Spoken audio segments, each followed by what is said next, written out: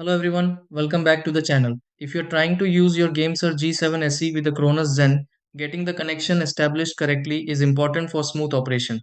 Since both devices rely on proper cable connections and compatible settings, missing even a small detail can prevent the GameSir G7 SE from being recognized.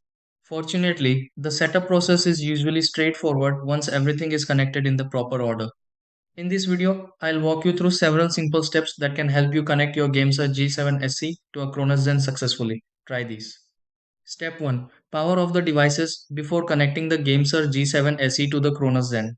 Step 2. Use a compatible USB cable with the GameSir G7 SE and the Cronus Zen. Step 3. Connect the GameSir G7 SE to the appropriate port on the Cronus Zen. Step 4. Verify that the Cronus Zen recognizes the GameSir G7 SE. Step 5. Check the configuration settings used with the GameSir G7C and the Cronus Zen.